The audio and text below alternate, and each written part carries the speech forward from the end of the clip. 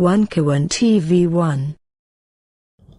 Salam sejahtera bagi kita semua. Pertama-tama, marilah kita panjatkan puji dan syukur kehadiran untuk Allah Subhanahu wa Ta'ala, Tuhan yang Maha Esa, karena berkat rahmat hidayah kita semua masih diberikan kesempatan kesehatan sehingga kita bisa berkumpul dalam rangka diskusi desain baru geopolitik dan kekuatan sumber daya Indonesia menghadapi pertarungan antara negara kuasa yang kita selenggarakan pada tanggal 1 Juni jam 14.30 sampai dengan 17.30 insyaallah. Dan kesempatan ini dan ucapkan terima kasih kehadiran kawan-kawan kosong isi ya, untuk mengikuti diskusi pada sore hari ini. Dan pertama juga narasumber yang sudah pasti hadir ya. Pada kesempatan ini ada Profesor Dr. Hikmahanto Juwana akan hadir kurang setengah jam lagi ya. Dua, Profesor Amna Mahmud, beliau ini dekan Fakultas Hubungan Internasional Universitas apa? Islamabad. Islamabad.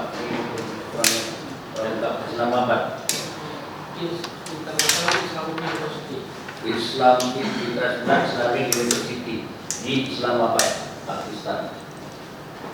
Itu sebenarnya bergabung melalui Zoom ya, dan kita baru pasang Zoom jam 12 tadi karena ada permintaan orang-orang di daerah untuk mengikuti acara ini. Jadi Zoom ini baru kita sebar, mudah-mudahan bisa diikuti oleh kawan-kawan juga dari luar daerah.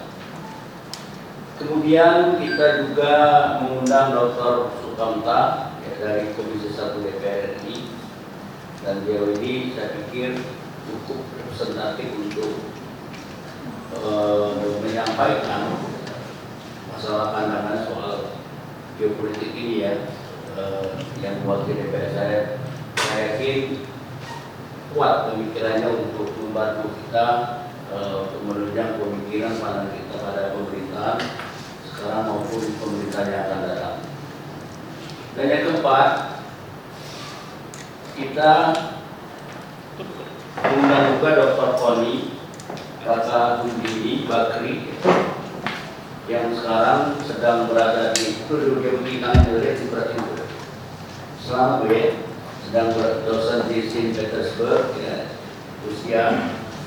Saint Petersburg ini ibu kota pertama Rusia Bu ya? Betul ya? Siap, di Rusia Bang. Selamat pagi semuanya. Beliau ini baru beberapa hari ini diangkat profesor di Universitas Saint Petersburg, Rusia. Universitas Internasional Saint Petersburg. Bangga kita sebagai bangsa Indonesia, ada anak bangsa kita yang cerdas diberikan penghormatan memperoleh profesor yang masih hangat menurut profesornya. Jadi jangan sampai kita Indonesia tidak menghormati orang yang diberi gelar di universitas yang terkenal, Saint Petersburg. Ya. Jadi bukan universitas lain, Saint Petersburg ya. Tuh, adik-adik sekalian ini.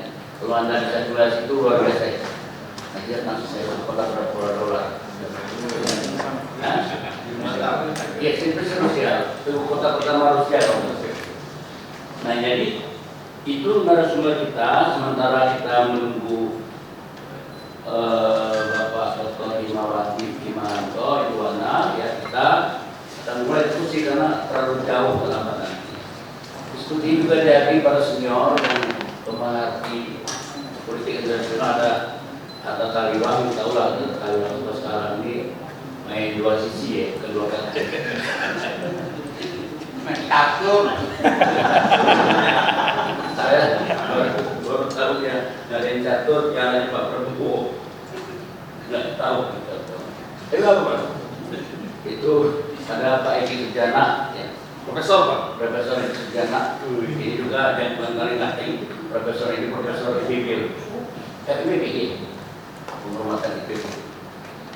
Nah, kawan saya juga ada pengurus Forum Aktivis Nasional, Ketua Pemuda Internasional apa ya?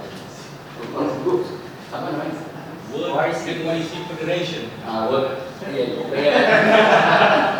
Youth Federation ya, global lah pokoknya. Ada kalau saya ngerti ini setelah masa-masa Orde Baru dulu ya, posisi Orde Baru saya bertahan. Ada ini Udin ya, teman saya juga ini saya Udin. Udin dan rekan-rekan sekalian ada Saudara Krisman, terus Forum Aktivis Nasional. Kami sampaikan Forum Aktivis Nasional ini baru dibentuk lebih kurang 1,5 bulan lalu, yang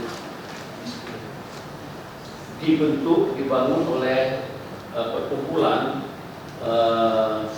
alumni Cipayung, alumni Cipayung untuk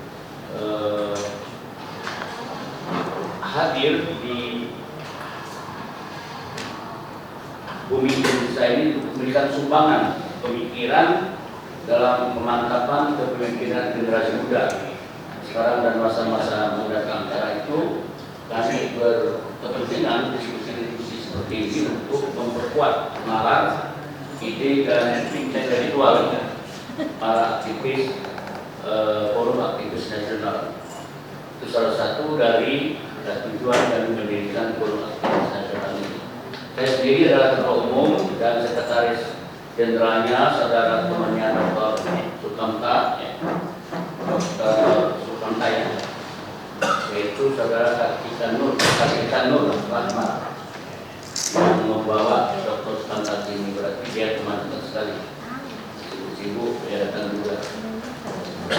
Pada hari ini akan dimoderatori oleh Dr. Segera Tatang Muta.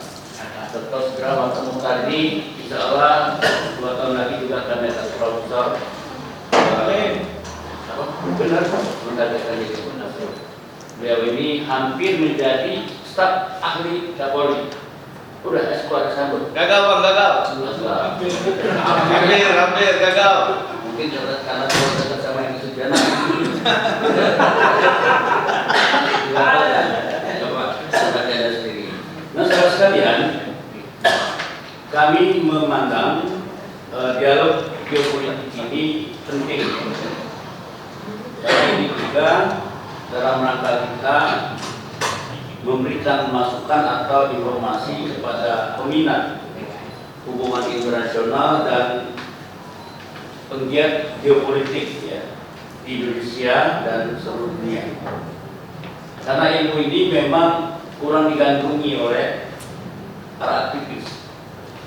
Padahal geopolitik sangat menentukan arah bagaimana dinamika dunia ini diatur oleh kekuatan besar dan bahkan bisa menyebabkan perang dan damai itu melalui perang dan fungsi geopolitik. Karena itu geopolitik ini bagi suatu bangsa hidup mati, yaitu dalam menyusun pandangan pikirannya, meletakkan geopolitik sebagai bagian strategi nasional atau national interest untuk mencapai tujuannya. Apalagi sekarang kita perhatikan dunia sekarang ini betul-betul menghadapi konflik dan perang terbangsa. Konflik Ukraina dan Rusia ini sudah berlangsung cukup lama. Sudah 1 tahun lebih, sudah makan korban mungkin sudah ribuan, biaya mungkin sudah 100-200 miliar dolar, sudah perang juga belum selesai. Kadang-kadang tidak tahu apa yang dicapai dengan peperangan seperti ini. Tapi itulah yang kenyataan. Perang selalu ada di dalam sejarah kemanusiaan di dunia. Kita tidak tahu kapan bakal berhenti perang seperti ini. Juga konflik, itu bukan konflik ya. Ini semacam pembunuhan ya. Israel terhadap bangsa Palestina yang tak berdaya. Bukan perang setidak-tidaknya sebanding kekuatannya. Jadi betul-betul apa yang disebut dengan pembantaian itu sudah tepat dikatakan oleh masyarakat dunia, ya, termasuk disebut dengan genosida, ya, untuk menghilangkan etnis bangsa tertentu di muka bumi. Jadi dari ini pun kita susah kapan selesainya, bahkan telah melibatkan juga Iran yang konon kabarnya memiliki kekuatan nuklir yang tidak kalah dari kekuatan nuklir Korea Utara. Nah, ini yang kita khawatirkan kalau pada satu puncak konflik ini tidak bisa diatasi, tiba-tiba bisa saja Iran seperti Jepang melakukan tindakan sepihak, bisa saja, ya, karena akan mengancam keamanan di Timur Tengah. Dan yang ketiga, kita tahu kalau adik-adik semua, ya, pemerhati hubungan internasional, ya, dinamika Pasifik, ya, dan seterusnya, peristiwa Laut Cina Selatan ini sudah berlangsung 1 dekade, memuncak panasnya. Kemudian ini juga kan berpengaruh terhadap dinamika di Pasifik, karena Pasifik itu berdekatan sekali dengan Laut Cina. Dia di utara, Pasifik di selatan. Juga keributan Tiongkok dengan Taiwan dan semenanjung Korea Utara, semenanjung Korea antara Korea Utara dan Korea Selatan juga sedang panas-panasnya. Ini juga bisa menimbulkan panasnya situasi geopolitik di kawasan, dan ini juga akan sangat ditentukan peranannya oleh negara-negara adidaya. Nah, kita di dalam konteks ini, ya, kita bisa menimba pengalaman ini, Pak Dr. Skonta, ya, atau moderator, atau Ibu Koni. Kita pernah mengalami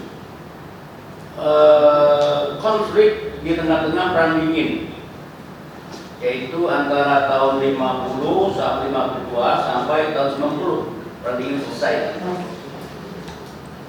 Dan kita, karena perang dingin ini, di antara perang itu ada muncul konferensi Asia Afrika, ada gerakan non-blok, tetapi Indonesia terperangkap di pihak blok timur, ya, hingga menyebabkan kejatuhan Bung Karno.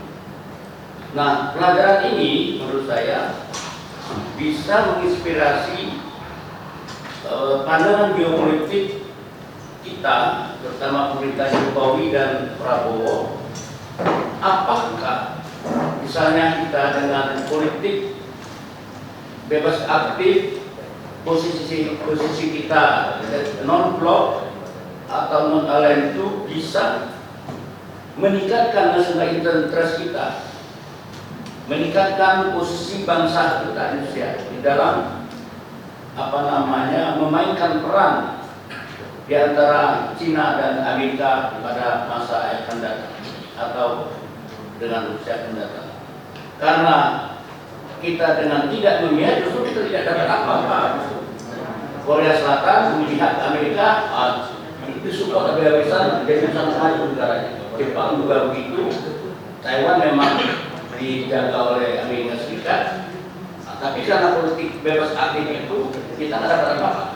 Justru kekayaan alam kita dikuras habis-habis. Nah, ini jadi informasi tambahan saja. Tapi sebelum diskusi kita itu dengan pengalaman kita ini, bagaimana kita menyusun kembali, ya, melakukan desain baru geopolitik kita, sehingga di tengah pertikaian dan memanasnya situasi global saat ini, kita dapat meningkatkan national interest kita untuk kepentingan bangsa kita, kesejahteraan, terutama bagaimana kita memanfaatkan kekayaan alam kita ini untuk kepentingan nasional kita, keadilan kita, kesejahteraan kita. Jangan sampai di tengah pergolakan ini sumber kekayaan alam kita dikuras habis oleh bangsa-bangsa adik kuasa. Jadi bisa saja taktik dan strategi geopolitik untuk menguras kekayaan alam kita. Perang tidak pernah terjadi, tapi kita menyerahkan diri secara bulat-bulat bangsa kita, pikiran kita, harta kita kepada bangsa-bangsa di kuasa seperti masa-masa perang dingin pada waktu perang tidak terjadi, tapi seluruh kain sekarang kita ikhlas. Tidak pengantar diskusi kita agak banyak sedikit karena saya senang. Mudah-mudahan saya bisa dikasih profesor juga dari sini kita seluruh koridor yang jadi sekali lagi saya selamat ya Ibu Profesor Dr. Tony Hakundini Bakri telah diberikan profesor oleh St. Petersburg University International University. Bu ya, selamat sukses Bu ya. Angkat tangannya. Ya, terima kasih banyak. Kami ucapkan selamat berdiskusi. Mudah-mudahan diskusi ini bisa memberikan informasi penting bagi kita untuk masukan setidaknya Presiden Prabowo yang akan datang, yang akan sangat berkepentingan dengan desain geopolitik kita di masa datang. Silakan kami serahkan kepada moderator untuk membahas secara mendalam dan secara serius soal isu ini. Terima kasih. Dan tapi boleh Hidayah. Assalamualaikum warahmatullahi wabarakatuh. Waalaikumsalam. Terima kasih. Assalamualaikum warahmatullahi wabarakatuh. Dan selamat sore. Salam sejahtera untuk kita semua. Nah, pada sore hari ini kita akan ada diskusi kedua ya setelah di launching beberapa bulan yang lalu, yang saat ini membahas tentang geopolitik yang berkaitan dengan sumber daya alam dan juga isu-isu sosial yang berkembang di dunia yang berkaitan dengan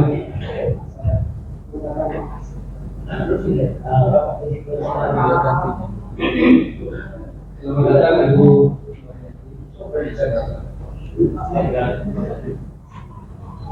Nah, pada saat ini kita akan membahas soal geopolitik ini dalam rangka bagaimana posisi Indonesia dalam melihat perkembangan lingkungan geopolitik global. Kita melihat ada banyak pertarungan antara kekuatan dan bagaimana di kawasan ini Indonesia bisa menjadi kekuatan yang menentukan, terutama dalam rangka pengelolaan agar di dalam sumber daya alam. Kemudian berbagai kebijakan yang strategik yang dilakukan membangun hubungan internasional, membangun kekuatan yang bisa membangun keseimbangan di global. Nah, pada saat ini kita seperti yang disampaikan Bapak Ustaz tadi, kita akan ada beberapa pembicaraan utama di sini. Yang pertama adalah yang hadir di online Ibu Profesor Tony Bakri. Beliau spesialis di pertahanan dan geopolitik ya. Dan ketika beliau berada di Indonesia sekarang, ini memang menjadi sangat cepat untuk melihat bagaimana perkembangan dunia ini. Apakah dia masih multipolar atau sudah bipolar, atau bagaimana isu-isu global yang berkaitan dengan geopolitik yang barangkali penting untuk dipahami oleh pemerintah Indonesia saat ini dan pemerintah baru. Nah, yang kedua nanti Bapak Dr. Sukamto, Sukamta ya, karena di Jawa ini Sukamto. Nah, itu beliau adalah alumni UGM yang sama dengan Pak Jokowi. Kemudian S3-nya di Inggris. Kemudian nanti pembicara yang berbicara adalah Profesor Hikmawan Perjuangan dari Universitas Indonesia. Beliau adalah rektor Unjani. Kemudian beliau adalah ahli hukum internasional yang tentu saja untuk memahami geopolitik itu harus memahami aspek-aspek dari hukum internasional secara kuat agar bisa memahami rivalitas ini dalam kerangka hukum dan politik internasional. Kemudian yang keempat adalah ada teman saya dari Pakistan namanya Profesor Amma Mahmud. Beliau adalah dekan di sana Fakultas Politik dan Hubungan Internasional. Memang disertasi kebetulan Civil Military Relation in Pakistan. Beliau paham sekali bagaimana geopolitik kawasan Asia Selatan berkaitan dengan hubungan Pakistan dengan dunia secara luas. Kemudian sebagai discussion, sebagai pembahas ahli di sini juga nanti ada Profesor Eki Sujana ya, Profesor Eki Sujana, kemudian Ibu Profesor Nurhayati Ali Asghar. Nah, beliau menjadi Presiden Women Politik antar parlemen, Women Politik Interparliamentary Union, di Presiden wanita parlemen di dunia. Mungkin pada saat beliau menjabat. Saya kira kita mulai dengan Ibu Koni Bakri dulu di sana. Selamat pagi Bu. Assalamualaikum. Waalaikumsalam, selamat pagi semuanya. Senang sekali saya bisa diundang dalam kesempatan yang hebat ini. Terima kasih untuk kakak saya, abang saya, teman berantem dan teman diskusi saya, Bang Bursa. Terima kasih Pak Sidra, senang sekali kita menyapa semuanya dan saya senang sekali bisa bergabung dengan Prof. Sukamta. Tidak lupa Ibu Prof. Nurhayati, apa kabar Ibu, sudah pernah ketemu, dan tokoh kita yang sangat terkenal Prof. Eki Sujana. Saya langsung juga Kata Taliban dan lain-lain. Mungkin saya izin share mau dengan saya saja boleh ya Pak Sidra ya, biar agak fokus sedikit lah. Nah, saya mungkin mau sharing tentang beberapa hal bagaimana dari judul dan kepada saya tentang desain baru geopolitik kekuatan kita dalam menghadapi yang berkuasa itu. Mungkin saya akan bicara tentang apa yang disampaikan oleh Presiden Soekarno hari ini kan hari kebangkitan hari Kesaktian Pancasila. Lahir Pancasila. Kita sekali lagi ucapkan selamat hari Kesaktian Pancasila. Saya rasa Bu Mega tidak sehat tapi tetap memberikan pidato di ND. Kita harus hargai. Bukan itu bilang bahwa bangsa yang tidak percaya kepada kekuatan dirinya itu tidak dapat berdiri sendiri sebagai suatu bangsa yang merdeka. Mungkin kenapa saya melihat keberadaan saya atau apa ya? Kalau saya bilang itu rezeki atau berkat Tuhan yang saya terima untuk diangkat menjadi guru besar di Saint Petersburg University, itu adalah sebuah momentum yang tidak main-main. Jadi bukan cuma sebatas mendapatkan guru besar, atau juga saya diangkat kebetulan menjadi duta besar untuk kampus saya, Saint Petersburg Uni yang sudah 300 tahun dan didirikan oleh Peter the Great, dan kami ini penghasil 9 Nobel dunia. Lebih dari itu buat saya adalah kita bisa lebih melihat bagaimana sebuah bangsa itu betul-betul harus berdikari dan mandiri seperti pesan Soekarno, dan itu bukan cuma ucapan, bukan cuma tagline vision, tetapi di Rusia ini kita bisa rasakan betul bagaimana negara itu dipimpin dan kemudian bangkit dari segala keterpurukan. Penting untuk saya di sini karena saya banyak mempelajari hal yang saya rasa kalau Indonesia tidak siap-siap atau tidak berjaga-jaga, kita akan mengalaminya.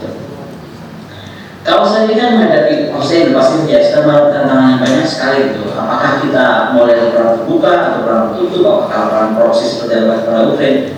Tapi bagaimana kita harus mencegah bencana itu masuk ke kawasan kita. Dalam beberapa waktu yang lalu saya menulis gitu dan juga dalam wawancara saya sampaikan spill over dari perang di Timur Tengah, perang Israel itu kenapa saya sangat berhati-hati sekali untuk mendukung Palestina.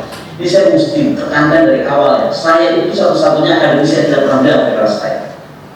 Bukan karena saya tidak ingin Palestina merdeka, bukan karena saya tidak punya perasaan melihat apa yang terjadi di Palestina, tapi saya mengukur kalau kita terlalu pasang badan, gitu kan, kita sudah siap atau belum. Anak saya Inggris, sehingga saya sekali-sekali pulang ke Inggris, dan kalau ada gerakan gerakan anti Palestina, anti Israel itu, bendera Palestina itu sudah melekat dalam Free Papua. Jadi dikirimnya Free Palestine di kanan Free Papua. Kalau kita terus mendukung Free Palestine, 1 menit lagi setelah mereka pasti Papua mereka. Pertanyaannya, Indonesia sesiap apa untuk kehilangan Papua? Sesiap apa untuk mempertahankan Papua? Itu kenapa buat saya ini sesuatu masalah kalau saya secara holistik. Nah, rivalitas di kita itu sekarang jadi antara Tiongkok dan Amerika Serikat.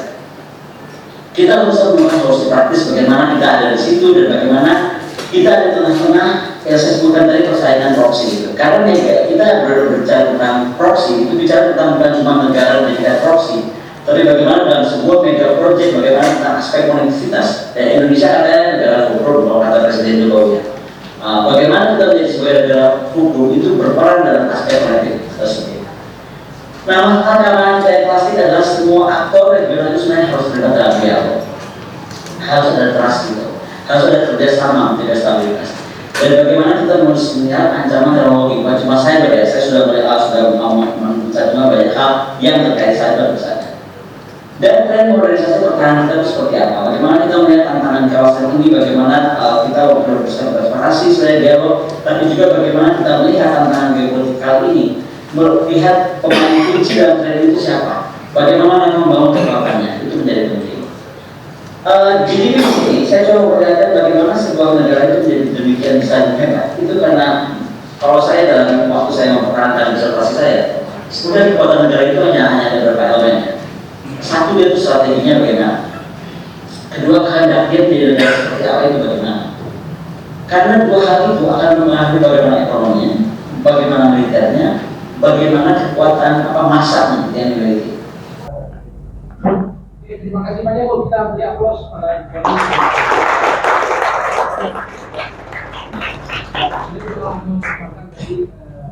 melihat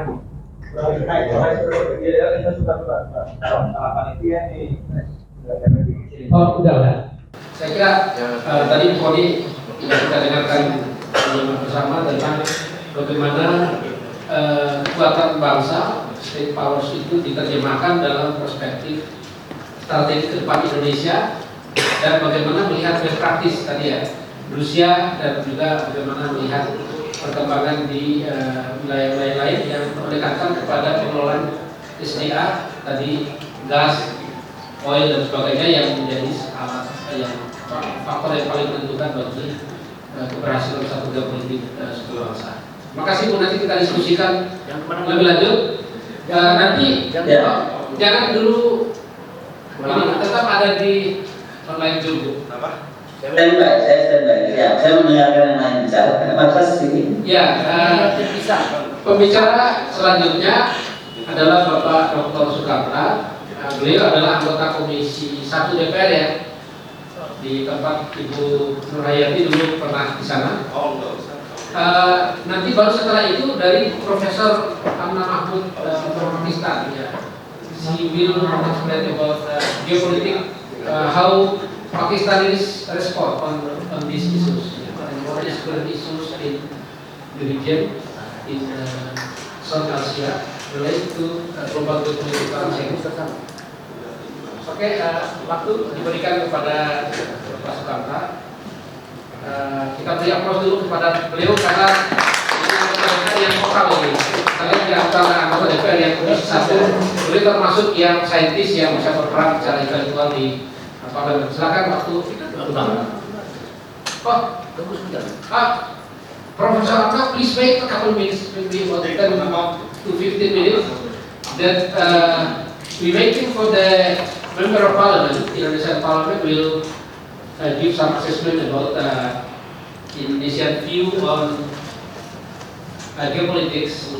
Then after that, of course, he is graduated from UK, so I think he will explain you a little bit about his perspective on English, and of course mostly in bahasa. Thank you. Silakan Pak. Bahasa Indonesia saya dulu. Tulis mimpi pun dalam bahasa Inggris, tapi dalam bahasa Indonesia. Ya, terima kasih. Sidra Fakta moderator kita, komplemennya terlalu banyak nih, terlalu tinggi. Semua senior dan teman-teman semuanya berusaha kita Anta, kolega dan senior saya, Bu Hayati, juga Bu Koni. Makin sukses di Rusia, Bu Koni. Saudara-saudara sekalian, tadi penjelasan Bu Koni sudah sangat bagus, menarik, dan saya kira saya ingin masuk ke yang lebih tajam lagi, karena ini yang hadir aktivis semua. Saya membayangkan para aktivis ini nanti keluar dari forum ini punya bayangan kira-kira apa yang bisa di follow up, kira-kira begitu dong. Nah, saudara sekalian, kita tahu dunia ini sekarang memasuki babak baru. Dari dulu bipolar, Rusia, Amerika, Soviet Amerika, kemudian unipolar didominasi Amerika saja, sekarang sudah muncul pemain baru, boleh dibilang multipolar dengan penantang baru Amerika ini Cina dan satu dengan Rusia, dan kemunculan negara baru menjadi multipolar ini berefek kepada berbagai hal secara geopolitik. Tadi sudah diterangkan muncul perang di banyak tempat yang panas di Ukraina dan di Gaza. Ini dua perang yang tidak terbayangkan. Ini perang yang habis-habisan, yang bukan sekedar gimmick ya, tetapi perangnya perang seperti perang ukutan. Yang ini sebetulnya membuat hotspot yang ketiga di Taiwan, Laut Cina Timur, wilayah yang menjadi hotspot ketiga dan sering dikatakan akan segera meletus, tetap menjadi panas, tetapi negara-negara sekitar ini belajar banyak dari peristiwa di Gaza dan Ukraina ini. Jepang, Korea, Cina kemarin baru saja ketemu di Seoul untuk membahas kepentingan mereka di Asia Timur supaya tidak terjadi perang habis-habisan seperti di Gaza. Coba Bapak, saudara sekalian, ini Ukraina dan Gaza ini, kira-kira ini perang brutal-brutalan habis-habisan begini, ini apa? Goalsnya apa? Ini tidak masuk di dalam pikiran orang sehat dan para politis, para negarawan hari ini. Nah, tentu ini menarik untuk dibicarakan. Nah, persaingan antara Amerika yang kemudian disusul oleh Cina, Rusia sedang sibuk di Ukraina. Saya kira untuk sementara waktu dia akan beroperasi di situ, dan salah satu target perang ini tercapai berarti menyibukkan salah satu calon negara besar yang akan bisa bergabung, Rusia dengan Cina ini sibuk terkooptasi dengan satu proyek besar namanya perang di Ukraina. Nah,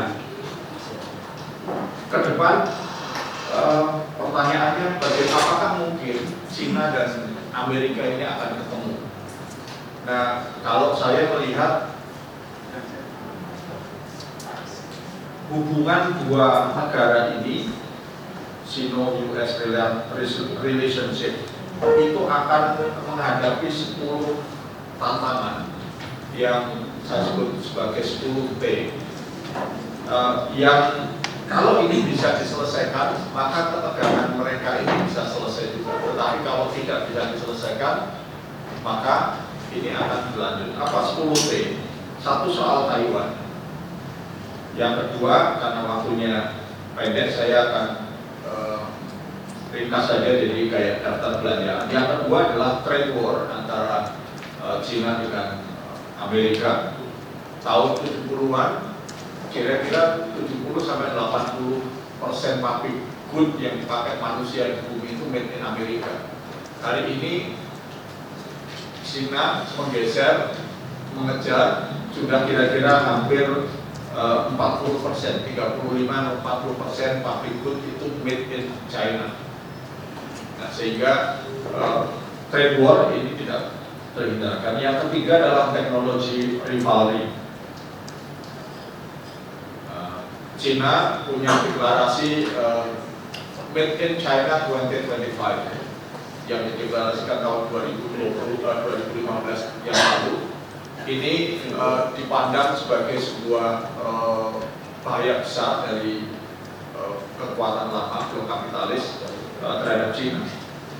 Nah, yang keempat adalah theater preponderance, domination of East China Sea. Bagaimana di masa lalu Laut Cina bagian timur ini kan didominasi oleh blok pro-Amerika, di sebelah ada Korea, Jepang, Taiwan, Filipina. Nah, tiba-tiba sekarang Cina juga punya pangkalan-pangkalan militer sampai di Laut Cina Selatan. Nah, sehingga ini akan menjadi teater yang akan makin panas. Terus yang kelima adalah teater preponderance of South China Sea.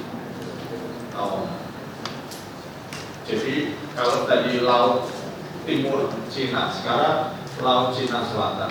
Yang keenam, totalitarian versus open societies. Cina sekarang masih dipersepsi sebagai rejim totalitarian dan open societies-nya Amerika. Yang ketujuh adalah soal Tiananmen-like issues seperti Hong Kong, Tibet, Xinjiang. Ini akan terus menjadi persoalan, di situ akan jadi isu. Yang kedelapan, Theater High Altitude Aerial Defense, THAAD. Ini perang angkasa menggunakan satelit dengan berbagai macam manifestasi. Yang kesembilan adalah Top of the Summit Control of Himalaya to dominate Yangtze River and Yellow River including Mekong. Ini akan jadi persoalan juga ke depan. Yang ke-10, the last one, Triple Domain Congress of Cyber Security, Cash Transfer through Swift Code and the US Treasury Bill. Jadi ini akan menjadi isu terus antara Cina dan Amerika. Dari 10 ini kemungkinan ketemu itu akan kecil. Nah sehingga negara besar seperti Indonesia ini perlu menyesuaikan. Memang benar politik Indonesia itu bebas aktif. Nah tetapi bukan berarti kita ini menjadi tidak berani bergerak apapun. Karena Indonesia harus bergerak berdasarkan nasional interest kita sendiri. Nah persoalan kita adalah sampai hari ini kita ini sebagai bangsa ya itu belum bisa merumuskan apa yang kita sebut sebagai our own national interest. Coba kalau kita lihat di dalam dokumentasi maupun di dalam perencanaan RPJMN, RPJMD itu kita belum punya rumusan baku tentang nasional interest kita sendiri. Sehingga ketika kita di diplomasi seperti menghayul ke kanan kiri atau kata Bu Koni tadi tidak menjadi teman ini, tidak menjadi teman itu gitu. Karena kita tidak punya pegangan apa sebetulnya yang akan menjadi nasional interest kita sendiri itu. Kecuali yang paling penting adalah yang paling selalu jelas, very obvious adalah menjaga kedaulatan NKRI. Nah kalau itu kan tidak perlu kita perdebatkan, itu harga mati kedaulatan ini. Tetapi yang lebih perlu ini kan perlu diturunkan di derivatnya menjadi sebuah kepentingan yang lebih teknis yang bisa diperjuangkan di forum-forum geopolitik maupun geoekonomi. Nah, kalau kita lihat dari situ misalnya, kita Indonesia ini punya potensi besar sekali. Tadi saya menyebut Cina itu misalnya sebagai contoh punya logo Made in China 2025. Itu ada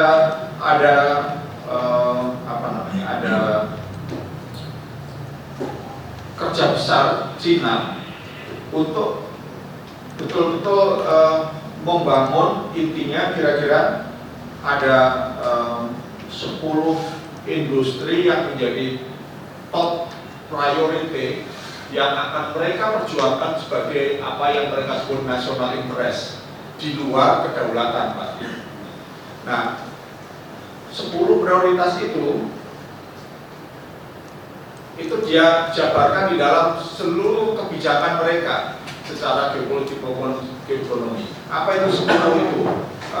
Made in China 2025 itu kira-kira meliputi 10 industri.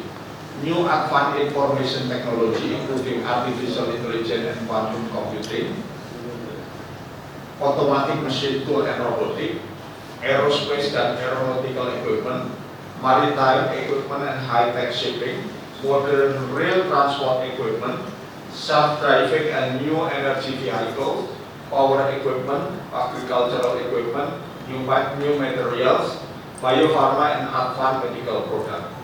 Ini 10 ini semua advance. Seperti yang tadi disampaikan Bu Koni, soal semikonduktor itu betul sekali. Ya. Nah, di dalam awal-awal PT China 2025 ini belum terlalu banyak dicurigai oleh blok barat, tetapi lama-lama blok barat punya kekhawatiran karena China itu dianggap mau mengakuisisi teknologi barat di 10 sektor itu dengan caranya sendiri. Yang blok barat suka menuduh ini mereka China mencuri teknologi barat. Terus yang kedua, China tidak membuka investasi asing di 10 sektor ini. Gitu. Dan yang tadi paling penting, China ini bukan mau bermain bareng negara yang sudah eksis, tetapi ingin menggantikan negara yang sudah eksis lebih dulu seperti Amerika dan Eropa, termasuk Jepang dan Jerman. Nah, tentu ini akan menjadi sebuah persoalan yang perlu dicermati, tetapi kita bisa mendapatkan betapa clear-nya, betapa jelasnya national interest China itu di hadapan bangsa-bangsa lain. Nah, sementara kita itu belum. Hari ini kalau kita lihat nanti pertarungan semikonduktor itu memang negara-negara barat masih dominan, dan China, blok barat itu sekarang memegang semikonduktor untuk microchip 2-5. Nah, sementara China itu baru bisa 7-20. Seperti Huawei, sehebat-hebatnya itu microchipnya masih 7-20. Sementara iPhone itu sudah 3. Jadi jauh lebih advance. Nah, disinilah pertarungan yang sangat teknis, tetapi itu menjadi simbol pertarungan antara Amerika dengan China ini.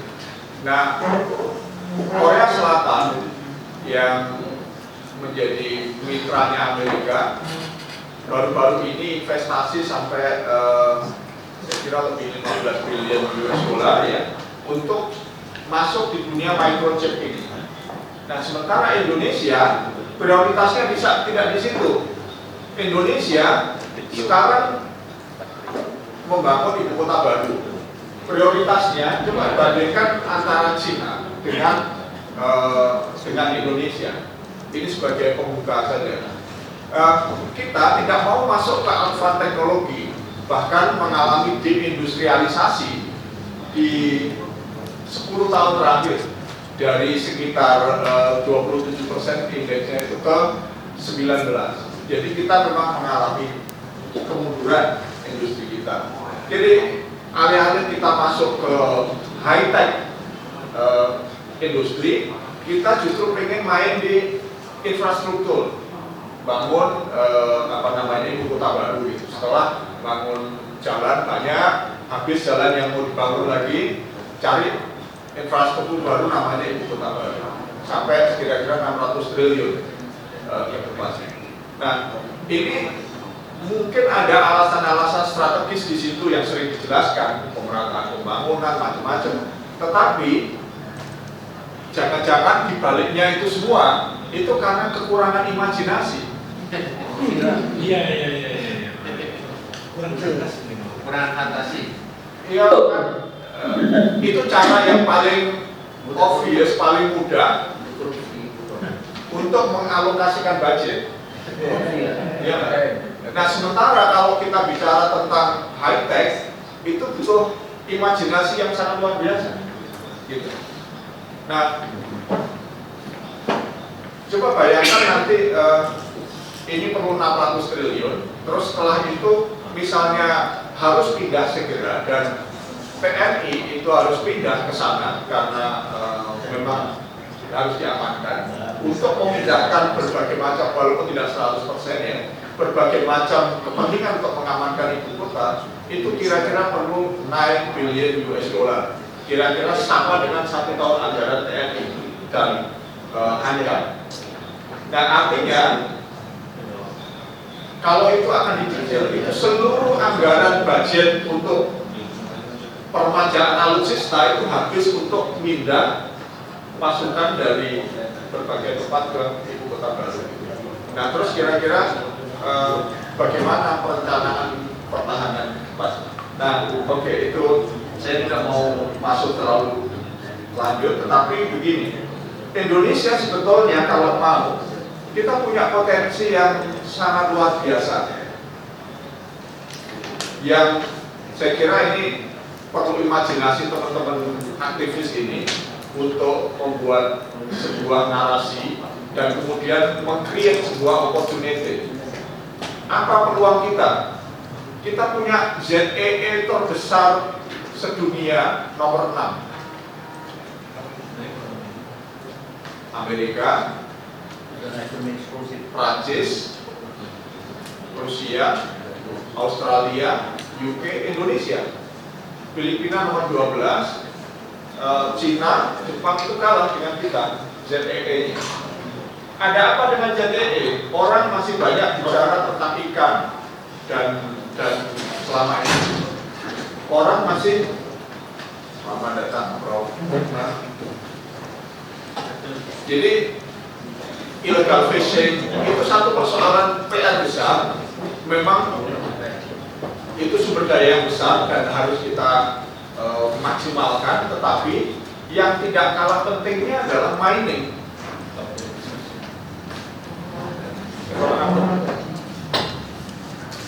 Mining kita salah satu sumber yang saya kira juga nanti akan muncul kemungkinan itu adalah sumber daya minyak. Deep sea mining itu sekarang sudah teknologinya sudah memungkinkan dan negara-negara sudah banyak yang melakukan itu. Dan soal ZEE ini tentu Indonesia tidak bisa sendirian. Nah, kita punya tetangga Australia yang punya ZEE juga besar, nomor 4 ya di dunia. Tetapi ya Australia sudah membuat AUKUS dengan Amerika. Nah, kita punya Filipina, kita juga punya Jepang sebagai tetangga. Prancis walaupun punya ZEE nomor 2, tetapi kebanyakan ada di Pasifik ya. Nah, ini akan menarik. Saya membayangkan kalau Indonesia punya platform besar untuk membangun ZEE kita ini negara-negara lain itu akan tergantung dengan kita. Amerika dan Rusia itu akan tergantung kita. Amerika dan Cina itu akan tergantung kita. Imajinasinya jalan tol. Imajinasinya membangun banyak pelabuhan. Ya itu nggak apa-apa, karena itu tempat untuk jualan. Kan? Cuman persoalannya yang dijual barangnya Indonesia, made in Indonesia atau bukan. Nah, jadi kalau Indonesia ini masuk ke model ini, nanti Cina itu kalau mau keluar dari kandang, kalau ke timur kan sudah ada blok Amerika semua tuh, Korea, Jepang, Taiwan, Filipina. Turunnya ke bawah, yang mengontrol bawah Selat Malaka itu dikontrol oleh Indonesia, Malaysia, Singapura. Tetapi Indonesia itu hampir menguasai seluruh Laut Cina Selatan di Natuna Utara kita. Dan itu bargaining power yang sangat luar biasa gitu loh. Nah, selama ini kita ini main drama terus saja di Laut Cina Selatan itu, Natuna Utara itu. Cina godain kita dengan nelayan taruh situ, Indonesia merespon. Nah, kenapa kita tidak berpikir yang lebih strategis untuk mengelola ini? Dan kalau kita firm, tentu tidak sendirian, itu Cina akan membutuhkan Indonesia bisa-bisa untuk bisa keluar memasarkan China's good, barang-barang Cina.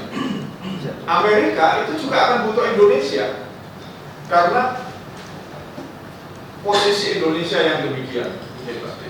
Nah, kalau Indonesia bisa bekerja sama dengan negara-negara Pasifik yang punya ZEE besar kayak Filipina, Jepang, Korea. Saya yakin Jepang juga sangat senang diajak bekerja sama di sini. Bukan hanya soal aqua farm dan membuat pelabuhan, tapi memberdayakan laut kita dan zona ekonomi eksklusif kita.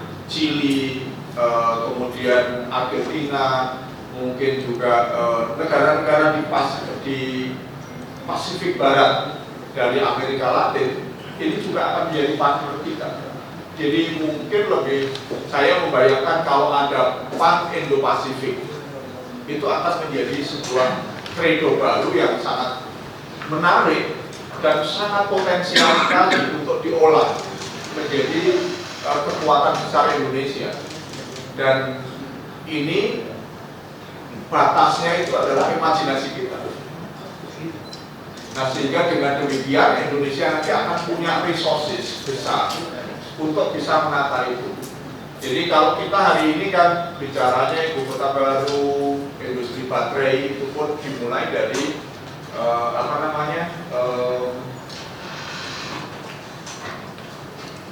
ekstrak sama nikel terus dibuat lithium. Pabriknya itu smelter. Jadi karena keterbatasan imajinasi kita itu, kita punya tambang besar, tetapi kita tidak membayangkan ada industri turunannya di sekitar situ. Ya nggak? Ada Tembagapura, ada Freeport di sana. Kita biarkan seluruh bahan mentah itu dikerok Amerika dan dibawa ke Amerika. Kita tidak membayangkan mengharuskan mereka untuk membuat industri turunan itu di sekitar situ. Newmont yang ada di Nusa Tenggara misalnya, tidak juga ada industri turunan di situ. Nggak ada hilirisasinya. Nah, saya kira ini akan menjadi PR berikutnya. Ya, kita sudah akan masuk ke industri baterai, tapi masih proses kita baru dari tambang, terus kemudian dari smelter. Untuk menjadi baterai itu masih panjang, tapi kita belum punya roadmap di situ. Masih sibuk urus tiup, Pak. Iya. Padahal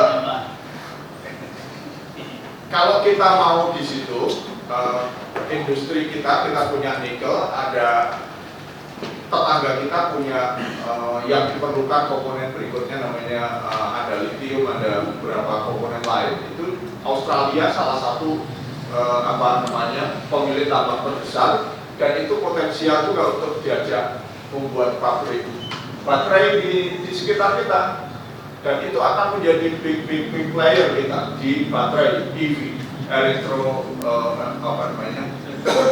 electric vehicle. Bisa diangkat itu. Ya, Iya, betul. Direktur lain siap, Bro. Iya, soalnya tadinya terdaftar di Universitas Jenderal Ahmad Yani beliau. Masih bro, Masih ya. Sekarang diangkat di Rusia. Selamat ya Bu Koni ya. Ya bro, terima kasih bro atas bimbingannya. Iya. boleh belakangan. Kenapa? Administrasi boleh menyusul. Menyusul, makanya baru hari Senin. Ya udah diangkat dulu. Iya, soalnya mintanya kemarin. Udah libur kita di ujian. Pak Sukamta yang saya hormati, biasa saya sering bertemu dengan Pak Kamta yang kalau urusan luar negeri. Bu Nurhayati juga, terima kasih Bapak Ibu dan saudara-saudara sekalian yang tidak bisa saya sebut satu persatu. Ini kan kita bicara soal desain baru geopolitik dan kekuatan sumber daya Indonesia ini seperti apa sih? Gitu ya. Saya kalau ditanya desain baru geopolitik ini, ya memang sekarang ini kita memasuki era yang belum sampai pada satu ujung tertentu. Kita tahu kalau masa lalu ada Amerika Serikat dan Uni Soviet. Lalu pada titik tertentu ada unipolarnya, yaitu Amerika Serikat begitu kuat. Dan sekarang kita lihat juga bagaimana Amerika Serikat menunjukkan kedikdayaan, terutama sekali dalam konteks serangan Israel ke Gaza. Orang banyak mengatakan kenapa semua terdiam, seolah-olah PBB tidak efektif, lalu kemudian negara-negara juga tidak bisa mengambil sikap lebih keras daripada pernyataan-pernyataan. Bahkan Iran yang kemarin sudah menunjukkan rudalnya ke Israel, ya, karena tidak ada dukungan dari negara-negara lain, ya sekali itu aja selesai. Nah, jadi Bapak Ibu dan saudara-saudara sekalian, sekarang ini muncul ketidaksukaan dunia terhadap apa yang dilakukan oleh Amerika Serikat. Ya. Jadi kalau misalnya dulu kedikdayaan Amerika Serikat ketika dia unipolar itu banyak yang mendukung. Maka pada waktu Amerika Serikat mau masuk ke Irak menurunkan Saddam Hussein dan dia tidak mendapatkan mandat dari Perserikatan Bangsa-Bangsa, khususnya Dewan Keamanan, karena waktu itu diveto oleh Prancis, dia membentuk apa yang disebut sebagai coalition of the willing. Siapa negara yang mau ada di belakang mereka? Bahkan Presiden Bush Junior mengatakan bahwa either you are with us atau against us. Nah, di situ banyak negara sebetulnya ya memang berada di belakang Amerika Serikat. Tapi sekarang udah salah. Ya, kita tahu Prancis, mereka minta supaya segera dihentikan serangan Israel ke Gaza. Tapi Amerika Serikat ketika jaksa penuntut umum ICC mengatakan bahwa akan menangkap Benjamin Netanyahu, Amerika Serikat mengatakan bahwa apa yang dilakukan oleh Netanyahu ini sudah dalam track yang benar, karena dia mengeksersis hak untuk membela diri. Karena dapat serangan tanggal 7 Oktober. Dan apa yang dilakukan oleh Israel sekarang ini itu bukan genosida. Padahal kalau kita pikir-pikir itu sudah genosida. Kenapa saya katakan sudah masuk kualifikasi genosida? Karena dari pernyataan-pernyataan Netanyahu, dia ingin menghilangkan elemen di Gaza dari Hamas yang punya kemungkinan untuk menyerang Israel di kemudian hari. Sekarang kalau misalnya serang beberapa orang katakanlah, lalu kemudian anak-anak tidak diserang, tidak dihabisi, itu anak-anak suatu hari nanti punya dendam ke Israel dan dia akan masuk menjadi pejuang mereka. Nah, oleh Netanyahu paling gampang adalah dihabiskan semua. Kalau dihabiskan semua kan berarti genosida, mengarah ke sana. Maka Mahkamah Internasional dalam putusan yang terakhir, kalau sebelumnya diminta untuk tidak melakukan serangan yang mengarah ke genosida, ya. Kalau sekarang minta untuk dihentikan serangan tersebut. Artinya apa? Masyarakat internasional itu sudah tahu bahwa yang dilakukan oleh Amerika Serikat itu adalah membenarkan tindakan yang sama. Sekarang ini negara seperti Norwegia, kemudian Spanyol dan Irlandia sudah mengakui Palestina. Saya melihat bahwa ini ada fenomena baru. Amerika Serikat dia memang masih unipolar, tapi dia tidak didukung oleh negara-negara. Maka pasca serangan ke Israel ini memang betul desain baru geopolitik. Nah, di dalam negeri Amerika Serikat pun ada pertentangan antara elit politiknya dengan masyarakat, terutama para mahasiswa yang tidak bisa melihat tindakannya brutal oleh Israel dan dibenarkan oleh pemerintah Joe Biden. Karena kalau misalnya pemerintah Joe Biden yang partai Demokrat saja seperti sekarang ini, apalagi kalau misalnya nanti partai Republik. Karena partai Republik lebih ganas lagi nih kalau soal perang-perang ini. Ya kan? Donald Trump bilang kemarin itu waktu Iran menyerang, kalau saya jadi presiden saat sekarang itu udah selesai Iran, ya kan? Nah, jadi ini Bapak Ibu dan saudara-saudara sekalian, memang akan ada desain dari masalah geopolitik. saya nggak tahu kapan akan selesai serangan Israel ke Gaza ini dan bagaimana selesainya, safe landing-nya itu seperti apa, ya. Karena segala upaya dari masyarakat internasional sudah dilakukan.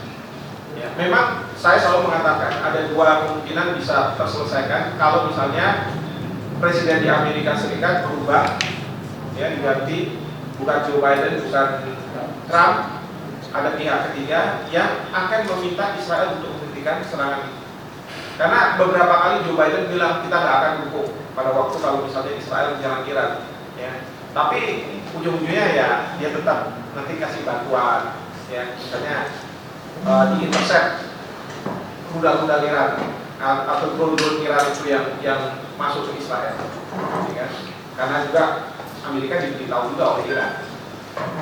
Nah, demikian juga ketika senjata-senjata katanya tidak akan disumbangkan lagi ke Amerika Serikat, ya, tapi ya tetap aja sekarang ini bahkan calon presiden Haley sudah tulis di salah satu bom rudalnya itu, ya, finish dan akhiri, habisi mereka, kayak gitu. Jadi kalau misalnya ada presiden baru di Amerika Serikat dan presiden ini berani mengatakan stop, enough kepada Israel, selesai. Yang kedua adalah kalau rakyat Israel semakin besar yang anti terhadap kebijakan dari Netanyahu dan meminta Netanyahu untuk turun dalam pemilu misalnya, ganti pemerintah, ganti kebijakan. Karena banyak rakyat Israel sekarang merasa was-was, ya. Mungkin kita menang perang melawan orang-orang di Gaza, tapi ketika kita berpergian ke luar negeri, bukannya kita tidak terancam. Orang lihat paspor Israel, wah nanti ada orang yang nggak suka dan lain sebagainya, menyerang mereka secara individu. Maka mereka minta juga supaya kita nyambung untuk menghentikan serangan ke Gaza. Jadi jangan kita lihat Israel secara keseluruhan Israel gitu, ya, tapi Israel sebagai sebuah negara kan ada komponen-komponen masyarakatnya yang tidak setuju, ya, yang punya suara untuk mau untuk menurunkan. Nah, kalau ini lebih besar, apalagi kalau oposisi dari pemerintah sekarang di Israel itu semakin kuat, mereka sudah berpikir bahwa Netanyahu harus diturunkan. Nah, jadi itu kemungkinan kalau misalnya menghentikan safe landing-nya, tapi kita nggak tahu seperti apa nanti. Nah, lepas dari itu, mungkin akan ada desain geopolitik baru, ya. Amerika Serikat kuat, tetapi tidak mendapat dukungan. Pertanyaannya adalah, apakah dukungan ini akan lari ke China? Ya. Karena China, tanpa kita sadari di Bapak Ibu sekalian, sudah mulai merambah, mulai memperkuat dirinya. Paling nggak di negara-negara Asia, dia sudah mulai mendapatkan dukungan-dukungan. Lalu kemudian bukannya tidak mungkin dia akan ke Eropa untuk mendapatkan dukungan-dukungan. Bahkan kalau saya lihat tidak hanya kekuatan ekonomi, ya, lalu kemudian militer, tapi juga mereka mencoba untuk mengubah image dari China melalui sosial media dengan cerita-cerita. Kalau Bapak Ibu sering di IG atau sosial media gitu, ya, itu ada cerita-cerita nilai-nilai moral dari masyarakat di China. Bagaimana menghormati senior, bagaimana menghormati tentara dan lain sebagainya, anak-anak kecil, itu dimunculkan. Itu tanpa kita sadari sebenarnya bagaimana tanda kutip propaganda yang ingin disampaikan oleh China. Jadi China ini akan kuat, tapi basis mereka bukan militer, ekonomi. Militer itu akan dimanfaatkan, digunakan apabila ekonomi akan diganggu.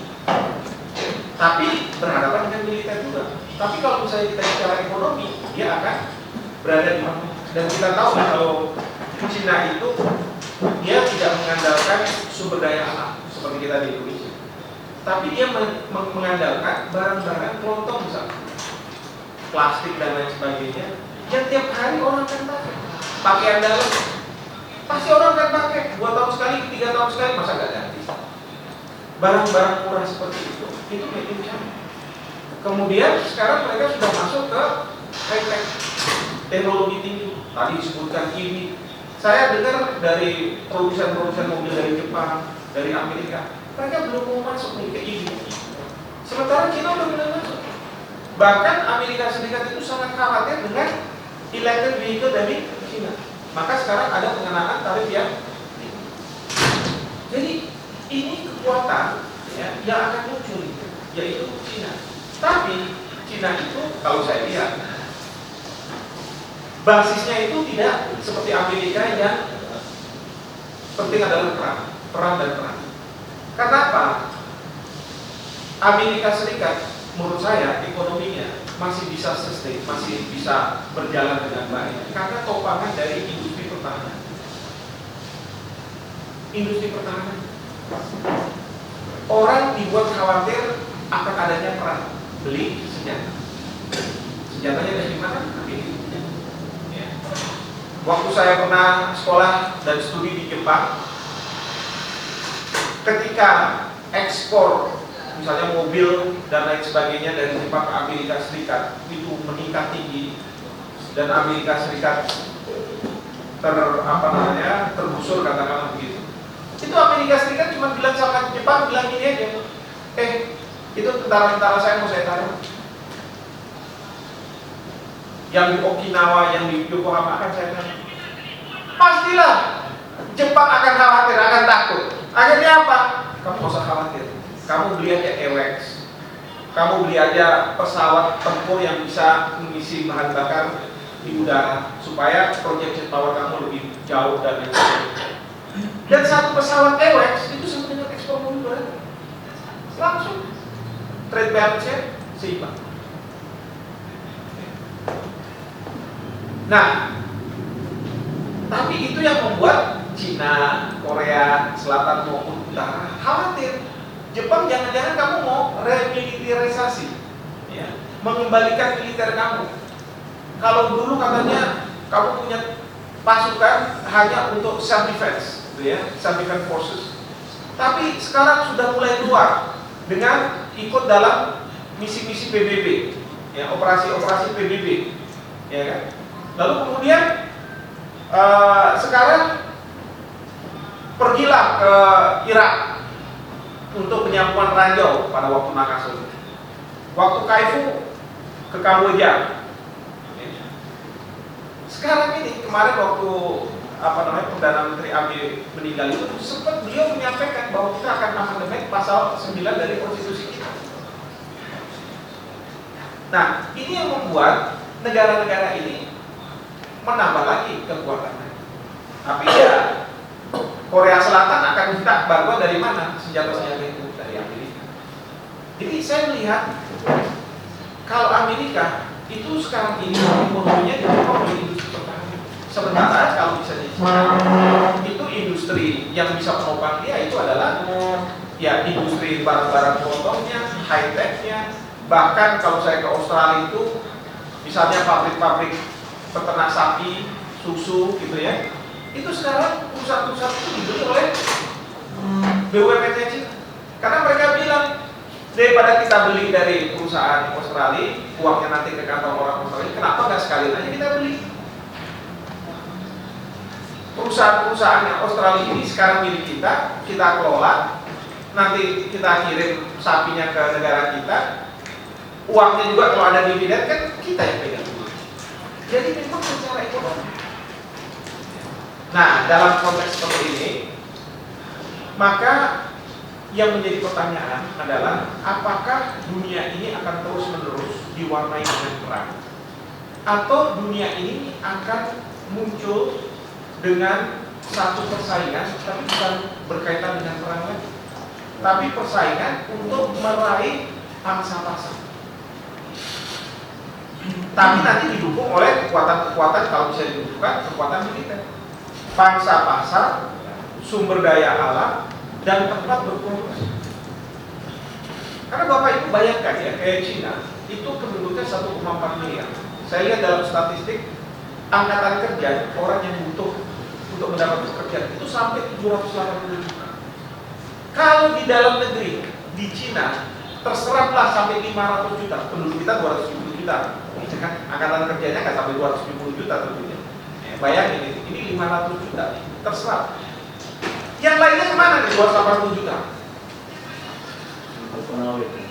Nah, Pastilah dengan proyek-proyek dengan loan-nya dia kasih pinjam ke negara-negara, saya kasih pinjam uang, tapi syaratnya ada ya, kamu harus terima pekerja saya. Kalau dulu juga Amerika melakukan hal yang sama, cuman bedanya sama Amerika dan Jepang, pekerjaannya itu yang kelas menengah ke atas, bukan yang kelas menengah ke bawah. Ya kan, kalau ini kelas menengah ke bawah, yang penting rakyatnya bekerja. Nah itu yang membuat ekonomi di Cina itu sustain. Bahkan kelas menengahnya semakin lama semakin besar, semakin menunjukkan bahwa mereka sebuah negara yang tidak lagi seperti tahun 1980 lah, 1990, di mana banyak rakyat miskin. Nah, dalam konteks seperti ini, bagaimana kita memposisikan itu? Ya. Saya setuju, ya bukan karena Pak Prabowo mau jadi presiden ini, udah elected ya, udah terpilih. Tapi kan Pak Prabowo selalu mengatakan begini, kita di Indonesia jangan kemudian cuma sebagai follower saja, pengikut saja. Kita harus lebih muncul. Memang kita kekuatan tengah, middle power. Tapi middle power yang harusnya diperhitungkan. Jangan middle power yang biasa-biasa, middle power yang diperhitungkan. Pertanyaan kita, diperhitungkan untuk apa? Kan kita nggak punya kekuatan militer yang kuat, betul. Tapi ingat ya, ketika ada berkecamuk perang ini, biasanya negara yang berperang itu perlu untuk cari pihak ketiga untuk menyelamatkan muka mereka. Mereka nggak mungkin misalnya Ukraina sama Rusia tiba-tiba buat perdamaian, atau Rusia bilang saya menyerah, saya udah kalah, atau sebaliknya Ukraina yang menyerah, nggak mau mereka. Tapi mereka cari ada negara yang bilang ini gara-gara misalnya Indonesia minta supaya kita damai, ya sudah saya mau. Kan dia perlu menyelamatkan muka. Jadi kita harus bisa memanfaatkan situasi-situasi seperti ini. Kalau kita mau muncul, dan mereka sangat butuh. Belum lagi kalau kita lihat ya sumber daya alam yang kita miliki tadi Pak Kata bilang. Walaupun suatu hari nanti akan habis, tapi pada masa sekarang ini ya, kita kan keras nih hilirisasi. Bapak Ibu tahu ya, hilirisasi ini kan ditentang sama Uni Eropa. Kita udah kalah nih dia, udah tapi kemudian kita banding. Nah, ada bagusnya juga kita banding. Kenapa? Karena di lembaga banding sedang ada krisis di sana. Krisis orang-orang yang ada dulu di sana ini lagi kosong. Karena Amerika Serikat nggak mau ngisi dan lain sebagainya. Saya bilang udah banding aja. Sementara proses hilirisasi ini kita teruskan jalankan. Sampai kalau misalnya nanti banding akhirnya beroperasi, ini hilirisasi udah dijalankan, putusan tidak berpihak pada kita, tapi kalau dibalikan udah gimana lagi kan nggak bisa. Jadi emang harus teruskan. Nah, Uni Eropa mereka pada waktu kita mau diteruskan kita banding, Uni Eropa tadinya udah langsung mau kita kenakan sanksi Indonesia karena kita udah menang. Tapi kan belum putusan yang inkrah, belum putusan yang berkekuatan hukum tetap. Maka di situ saya teriak-teriak, mana ini negara-negara Eropa, negara-negara Amerika, kita diceramahi, suruh ikut hukum internasional, perhatikan hak asasi manusia, tapi mereka sendiri yang melanggar. Jadi kita harus pintar balik-balikin kayak begitu, sekalian. Kalau kita mau muncul sebagai sebuah negara yang jangan sampai kita cuma diceramain, kamu harus tunduk pada hukum internasional, kamu harus tunduk pada hak asasi manusia. Tapi giliran mereka diam nggak kayak begitu. Ya. Mereka mau bilang kayak begitu, saya katakan, ya kita harus ngomong. Ya. Disorot di media dan lain sebagainya, ya, di forum-forum. Nah itu kualitas yang dimiliki oleh Pak Prabowo. Kalau menurut saya, benar Pak. Ya. Karena beliau memang sejak muda biasa ketemu sama orang-orang dari luar negeri, bahasanya juga nggak masalah. Jadi beliau dengan enak. Nggak orang ngomong apa adanya. Dan di dalam forum-forum ketika beliau jadi Menhan, ya kan udah ngomong dia, ngomong keras seperti ini. Nah ini yang menurut saya memang sudah butuh. Tapi ini nggak hanya cuma jangan satu orang dibujuk aja, yang lainnya nanti diam semua. Jadi semuanya harus sama. Iya. Dan saya sih berharap gitu, kalau presidennya kayak begini berarti di bawahnya, para birokrat yang di bawahnya itu, dia juga akan melakukan hal yang sama. Jadi itu yang kedua. Yang bagaimana kita bisa muncul. Nah, yang ketiga adalah memang kita harus memunculkan ide-ide baru. Ide-ide yang kemudian bisa dibeli oleh masyarakat internasional bahwa oh iya ini bagus ini kita harus lakukan. Itulah yang katakanlah akan merubah geopolitik itu, dan Indonesia kita akan muncul walaupun kita bukan negara besar.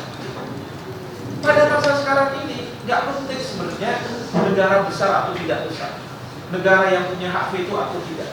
Sekarang Bapak Ibu sekalian, dengan teknologi yang ada, sosial media dan lain sebagainya, kita bisa menghasilkan ya bersama.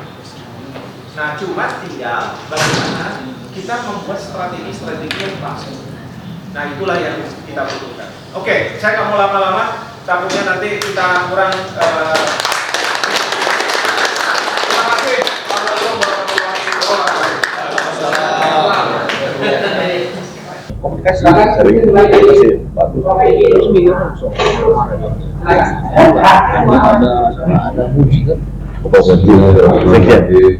Assalamualaikum warahmatullahi wabarakatuh.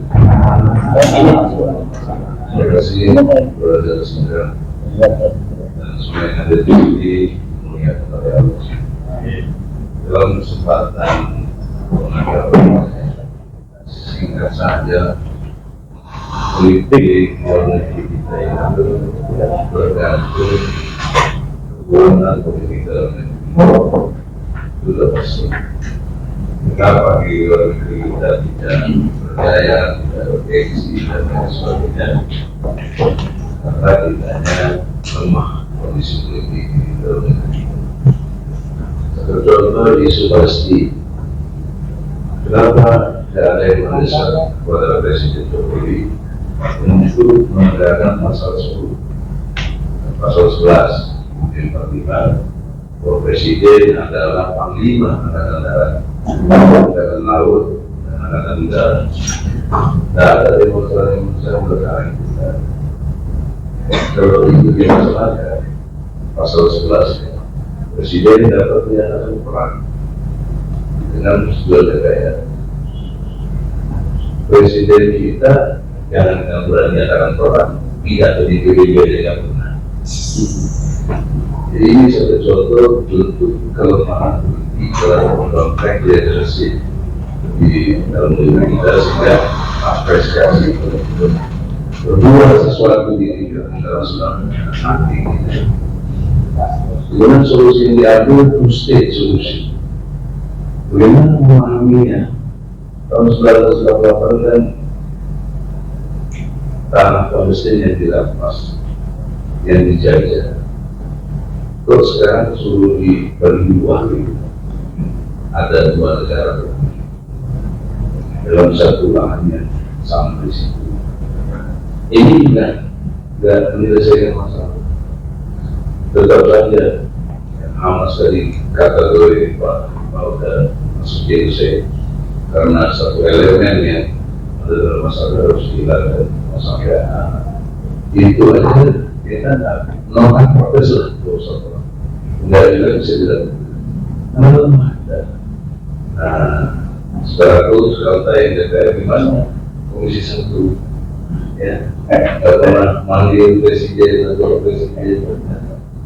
Padahal punya kekuatan power dalam penegakan hukum 20%, presiden 20%, DPR 50%. Berdasarkan pasal 5 ayat 1 untuk pasal 20, pasal 21 bukti 45. Jadi dalam perspektif ini tidak lagi format ini satu partai Makanta itu ya juga berbeda dalam partai jiwanya dan lain sebagainya tidak lagi format. Tapi ini kan masukan. Jadi kenapa di luar negeri kita percaya dan di dalam negeri kayak begini? Itu satu kondisi objektif yang tidak disinggung kalau menganggap ini dari para pembicara. Yang kedua, dalam perspektif sumber daya alam, Pasal 33 ayat 3 UB 45 itu berkait dengan seluruh sumber daya alam yang ada, bumi, air, dan segala alam terkandung di dalamnya dikuasai oleh negara dan diperuntukkan untuk semua rakyat. Dari tahun 45 sampai sekarang, mana yang dikuasai oleh negara kita? Minyak banyak yang negara asing, emas Amerika, kelapa sawit Malaysia, dan seterusnya kita turun satu-satu. Hampir tidak ada yang kita kuasai. Dan dibohongi dari kita dalam investasi emas yang ada di 51%. Tapi tidak dipanggil oleh DPR. Dari mana itu? Dari ilmu hukum. Karena dua hal penting yang masih pengelolaan, kedua pengawasan untuk emas berfreeport, maka nggak ada artinya disebut 51% itu apa? Nggak ada. Kalau setelah itu kembali, kita harus mengatur pengawasan, kita harus mengatur pengelolaan. Tidak mudah, tapi kok kemudian gitu. Kita diperaktifis juga dia. Kalau saya konsumsi podcast itu apa artinya itu dari ini, tapi yang nanti sesuai dan sesuai dengan konstitusi. Satu contoh saja, ya alhamdulillah dokter bilang di sumber daya alam dan lingkungan dalam pengelolaan itu menurut beberapa informasi sistem emas kita itu kalau sekarang programnya 1.300.000, kalau 1 tahun berapa kali? 1 juta dolar, berarti 1,3 triliun. 1 ton itu. Jika ton kita punya emas, kalau diakumulasi dari ton, orang kita itu per 1 orang Indonesia per setahunnya terima 200 juta. Tanpa kerja dari sumber daya alamnya ada emas, belum minyak, belum batu bara, belum lagi kelapa sawitnya. 3 sumber daya alam saja itu sudah mengakumulasi 5.500 triliun. Batu bara, kelapa sawit, minyak. Ada lagi yang 5 termasuk mangan, ya, hasil laut, hasil hutan itu jangkauan 5 triliun. Jadi 13.500 triliun itu udah melampaui berapa APBN. Tapi tetap aja sekarang pendidikan kalau kita dinaikin mahal seperti itu. Dan kita dari keluar itu, oleh karena itu sebagai aktivis tadi sampai yang menyampaikan Pak Omar, kalau bicara tentang aktivis langsung agenda apa gerakan kita gitu ya. Dan itu satu sisi, misalnya kapan bikin pakai forum aktivis nasional PAN bikin surat ke Jokowi berani menentang perang Israel itu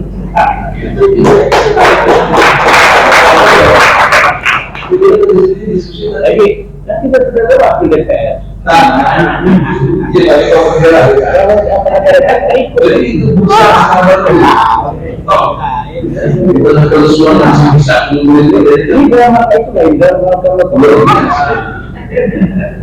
jadi masih berat kalau bukan.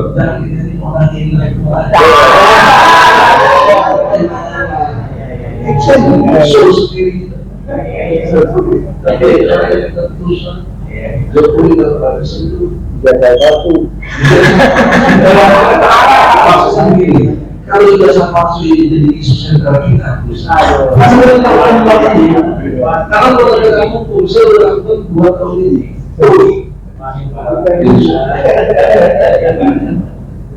Nah ini prinsip baru, jadi yang udah saya udah jadi.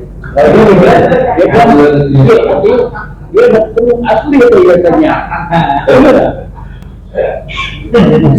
Dia punya SPIK, Sekolah Tinggi Ilmu Kepresidenan. tidak. Nah, tapi peran konkretnya ya, dari sumber daya alam tadi juga dari sini mulai usaha dicakup diambil lagi oleh orang kita yang ada apa mau pakai bebas aktif. Seharusnya fokus kita harus adalah dan kontrol. Kita tidak lihat di keempat hukum dan sebagainya. Tugas pokok fungsi presiden satu, mensejahterakan seluruh Indonesia. Dua, menjaga tumpah darah seluruh Indonesia. Tiga, mencerdaskan kehidupan bangsa. Keempat, berikut politik bersama. Empat ini masih fungsional ideologi. Tapi tidak keluar dari mulut DPRD. Itu masalah. Kalau mereka tidak keluar ya kita rakyat keluar sendiri.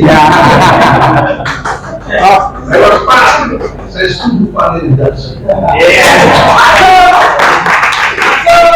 Karena auto kita adalah umur yang tadi sebenarnya kita membawa negara. Jadi untuk desain lagi, desain itu fokus. Desain sebagai leadership yang kuat. Jangan muncul lagi pemimpin membawa pemimpin begini. Berlarang. Kalau Prabowo belum dan sekarang kita berharap pada Prabowo yang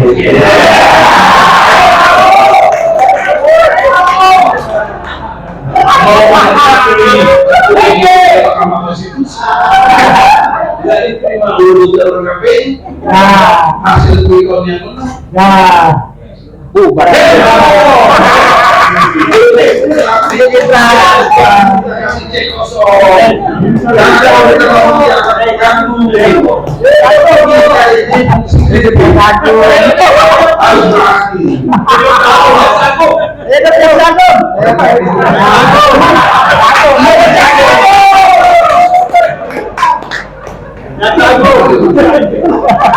kita harus berbuat sesuatu.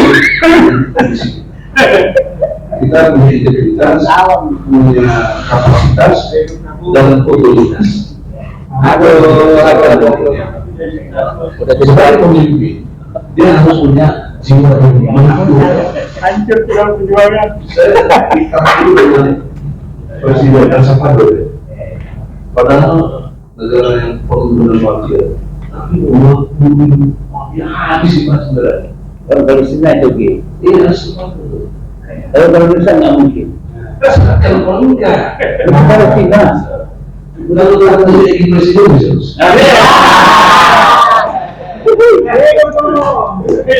Kalau gini, formatnya dinyali, tidak tidak kritik, saudara ya, Baswedan. Nah, ada yang meragukan kecerdasannya dia, jago dan lain sebagainya. Tadi yang tidak nyali, pusat tidak nyali. Masih berani mengundang saya. Tapi karena itu yang kalau membangun desain, ini buat kita punya Pancasila, tapi kita tidak mengerti bagaimana aplikasinya. Awalnya dasar saya kalau PAN bisa bikin rekomendasi, kita bikin ke depan itu 5 majelis. Majelis Ketuhanan Yang Maha Esa, Majelis Kemanusiaan yang Adil dan Beradab, Majelis Persatuan Indonesia, Majelis Kerakyatan yang dipimpin oleh hikmah kebijaksanaan dalam permusyawaratan perwakilan, Majelis Keadilan Sosial bagi seluruh Indonesia. Tidak dipilih siapa isinya yang direkomendasi oleh MUI, oleh lembaga agama untuk menjadi Majelis Ketuhanan Yang Maha Esa. Majelis Persatuan atau kemanusiaan itu tokoh-tokoh yang punya integritas, yang sudah aktif di bidang HAM. Kalau Indonesia, Persatuan Indonesia kasih kesempatan TNI Polri, tadi yang bilang Polri kesetaraan, duduk di situ dia pakai bangsa kita ini. Yang keempat, kerakyatan yang dipimpin, kasih orang yang punya pernah Allah kasih hikmahnya itu. Yaitu pernah jadi raja-raja, kesultanan dan turunan-turunannya yang masih hari. Kenapa dia tidak dikasih di situ? Sehingga kita tidak hilang budaya zaman-zaman nah yang terakhir majelis keadilan sosial itu bisa kita kalau profesional Pak itu semua bisa. Jadi itu MPR jangan dipilih itu betul dapat rekomendasi yang betul DPR dan ONPD. Jadi itu yang nanti presiden, itu yang jadi presiden jangan lagi waktu pasti bertentangan dengan silakan rakyat dan masa orang yang mana? 6 tahun saat kita sisi poin. Ini dulu. Assalamualaikum warahmatullahi wabarakatuh. Hidup semua. Yang baru yang dia masih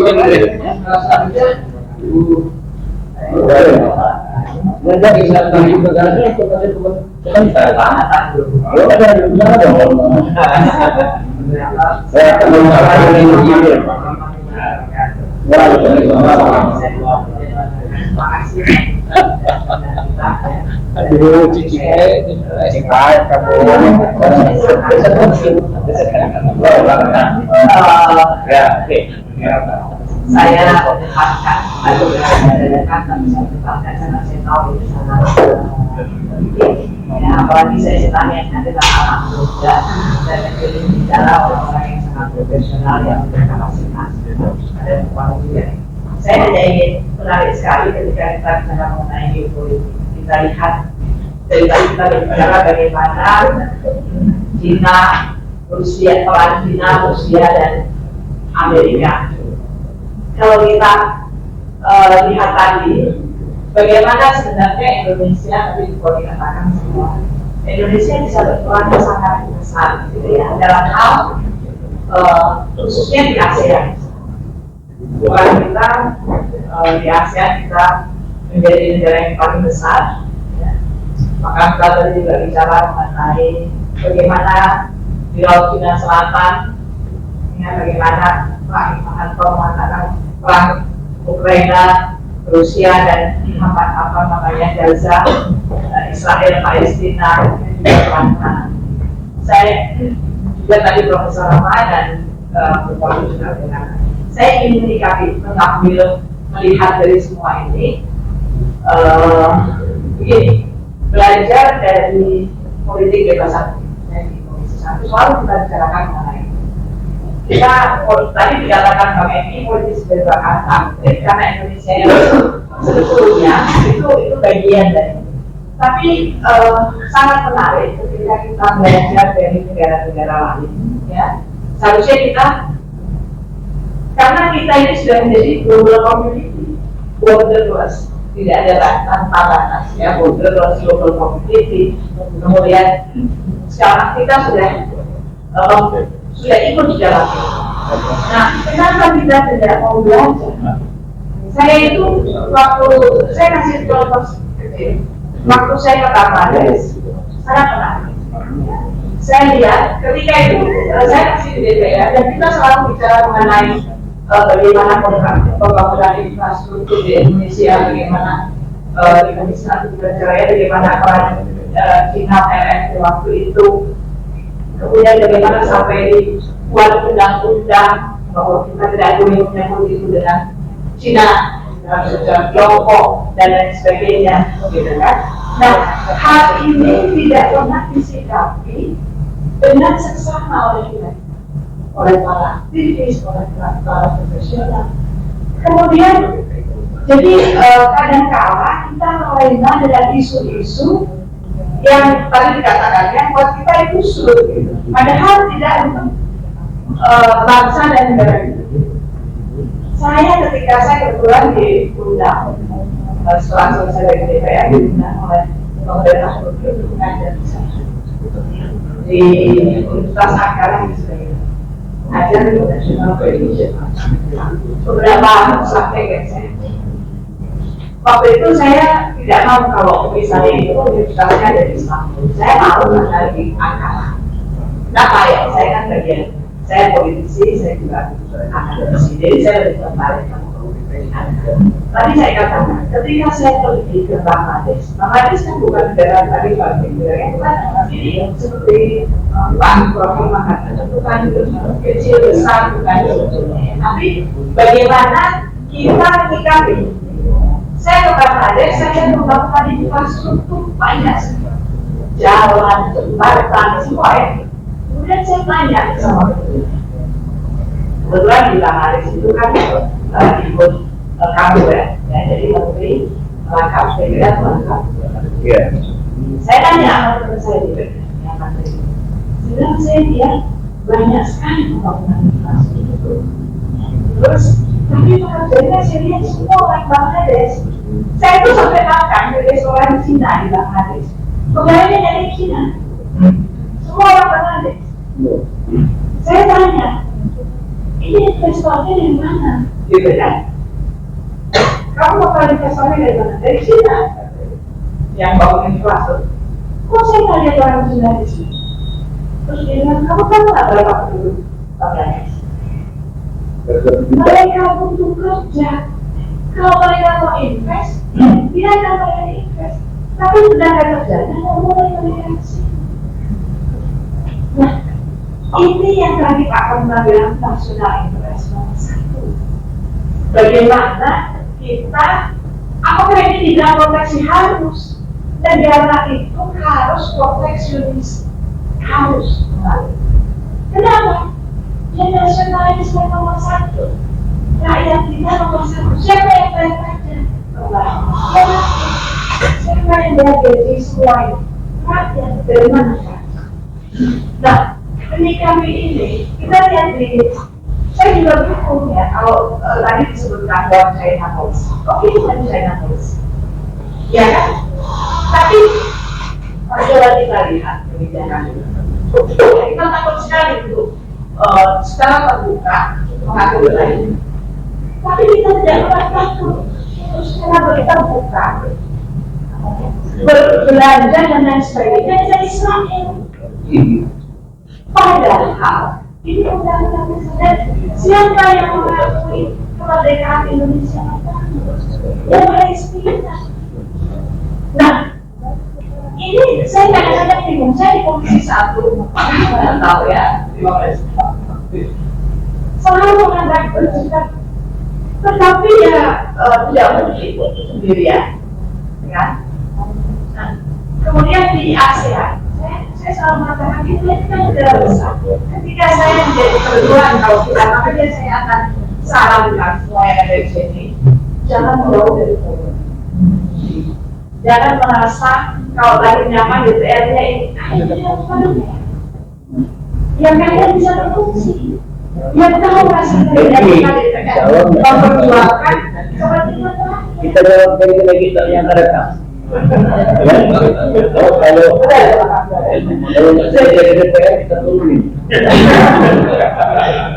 Jangan terus menerus yang saya pernah menjadi bagian dari itu. Semua sebetulnya tidak semuanya tidak banyak yang berusaha untuk melakukan. Tetapi juga yang misalkan dibilang itu saya juga bagian dari partai politik. Itu misalkan kan selalu partai politik itu ada di katanya apa? Nggak ada legal standing. Bagaimana partai politik tidak ada legal standing? Tidak ada. Partai politik itu ada undang-undang partai politik. Yang bisa mencalonkan presiden, ya hanya partai politik. Gimana tidak ada legal standing? Nah, makanya kan gimana? Bagaimana dikatakan tidak benar? Jadi maksud saya di ASEAN ini kita bisa berbuat banyak. Ya, kita bisa menunjukkan Indonesia ini negara besar. Tidak hanya sumber daya alamnya, tapi sumber daya manusianya yang cerdas. Siapa yang bilang sumber daya manusia Indonesia tidak cerdas? Coba lihat Pak Habibie, coba lihat itu ya, pinter-pinter ya. Nah, bagaimana kita bisa berpartisipasi? Saya kasih contoh Turki, ya saya di Turki itu sangat berperan di negara-negara sekitar. Dia menjadikan dirinya sebagai big brother. Ada 9 negara yang dia sebutkan Turki. Dan mereka kepada 5. Antara lain adalah Uzbekistan, Kazakhstan, Turkmenistan, Hungary pun mau jadi negara. Bagaimana kita mereka Turki bisa memposisikan dirinya sebagai big brother.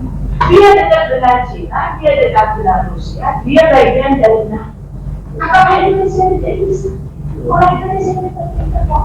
Makanya mari sama-sama. 2024 sudah selesai. Mari kita persiapkan 2029. Jadi ada semua yang di sini, para aktivis. Jangan biarkan yang dipilih rakyat itu yang hanya nama-nama Bang ini saya pengen sekali ya, Bang Eri. Nah, kita dukung sama-sama. Jadi posisikan Indonesia sebagai negara besar bukan saja di pertama tentu di dan yang muda-muda dari kita semua. Setuju nggak?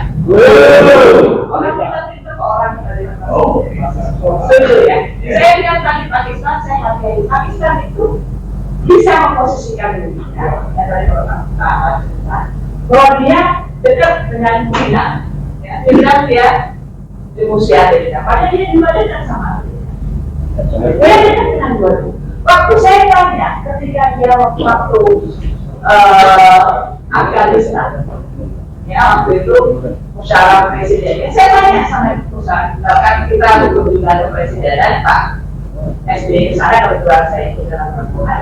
Saya tanya, kamu benar-benar dekat dengan Amerika, tapi kamu belain Afghanistan, beda siapa yang bisa bedain rakyat Afghanistan dan rakyat Pakistan?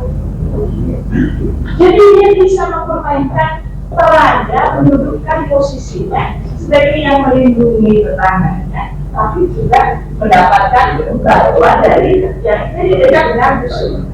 Nah, ini yang harus dilakukan, saya dirumuskan.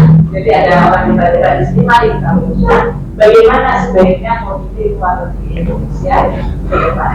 Itu dari saya. Terima kasih. Ya, terima kasih.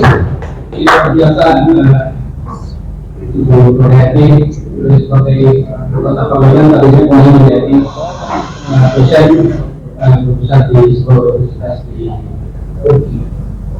Terima kasih. Mungkin selanjutnya Maka dulu yang mereka baru berdua orang. Oke, kita dulu dengar lah oposisi terpilih. Terima kasih moderator Pak Profesor Muhanto, Ibu Nurhayati, Kontrol, Pak Samta, Prof. Egi, dan adik-adik junior semua saya pikir ini ya. Tadinya saya datang ke sini untuk dengar aja, karena diundang khusus oleh panitia.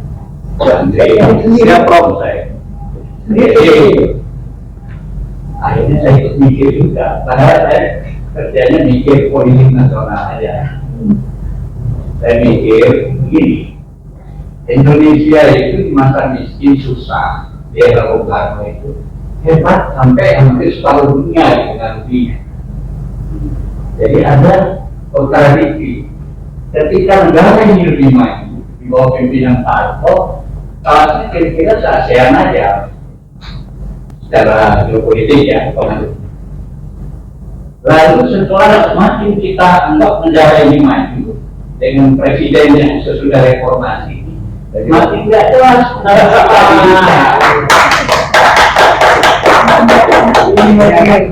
jadi ada apa ya, paradoks atau kontradiksi karena menurut peran kita di dunia biasanya makin kaya makin takut. Iya, gitu ya, makin kaya makin takut. Jadi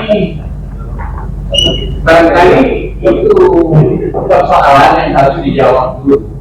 Kita ini seperti Bu Nurhayati bilang, kita mau berjalan sampai mana dulu yang realistis. Karena sejarah pride atau harga diri bangsa kita kan sebenarnya lagi terpuruk lah di mata dunia. Dalam banyak sisi, baik kepemimpinan, baik karena faktor ekonomi, baik karena ya sosial juga kondisi bangsa kita. Banyaknya TKW luar negeri kita menurunkan derajat bangsa kita, ya kan? Jadi ini persoalan yang harus kita selesaikan. Kalau memang Indonesia ini punya agenda untuk naik ke depan, harus kita bereskan menyangkut harga diri bangsa dulu. bagaimana menaikkan harga diri ya di zaman materialistis itu faktor ekonomi dulu yang harus rapi. Bagaimana utang-utang kita yang begitu banyak menurut ahli, misalnya Misbahul bilang 22.000 triliun, sementara korban hanya 8.000-an kan. Kalau ditambah utang swasta, ditambah kewajiban terhadap pegawai negeri yang kita utang itu harus dijawab, dibayar pensiunan dan sebagainya, 20.000 sudah di atas 100% dari apa? Ya, undang-undang hanya 60% kan, utang terhadap apa ya? GDP ya, GDP. Ini sebenarnya kalau pakai ekonomi murni kita sudah bangkrut sebenarnya kalau pakai takaran seperti itu.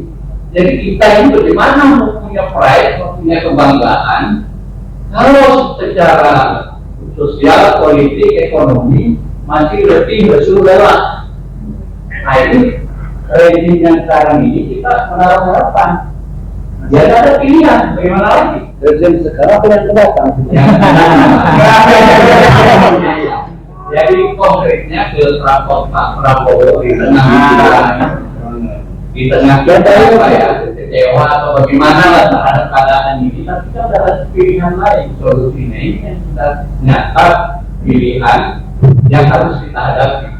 Lalu kan kita harus terus gitu loh, apa yang kita hadapi, yang kita dukung ya. Nah soal yang kita hadapi ini kan ya harus ada solusi. Apa yang semua disampaikan, pokoknya kalau ada Bang Edi, saya sebenarnya tak mau bicara, cuma apa yang saya mau bicarakan sudah diganggu. Sudah, ya karena sering jauh. Jadi sama-sama ini malah urusan ijazah ini akhirnya sebagai pengacara. Akhirnya karena perkara berkepanjangan saya bilang udahlah nggak usah diributin, dia udah sekolah tinggi untuk presidenan. Saya tidak jadi presidenan. Jadi ini juga ya. Saya kira gitu ya, saya setuju gitu posisi Hayati dan yang lain-lain tadi. Itu Hayati doang ya. Kan saya pengen posisi apa yang Malaysia itu.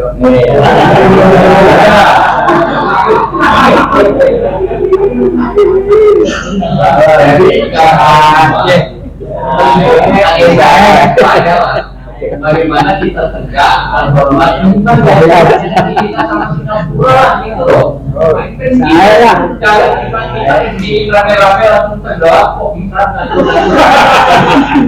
gitu. Saya kira nggak usah lah kalau sama Malaysia kita rame-rame walaupun dia banyak belajar dari kita sekarang melewati kita namanya iya kita rame-rame kerjasama lah dengan Malaysia misalnya, atau ada persatuan Melayu kayak apa yang harus kita tegakkan di wilayah ini dengan apa yang diberi China supaya ada kalau pribumi menjadi apa yang mau hilang kayak orang India, mau hilang kayak orang Aborigin.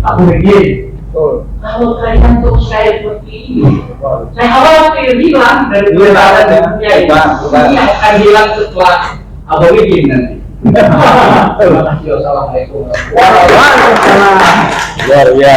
Luar biasa.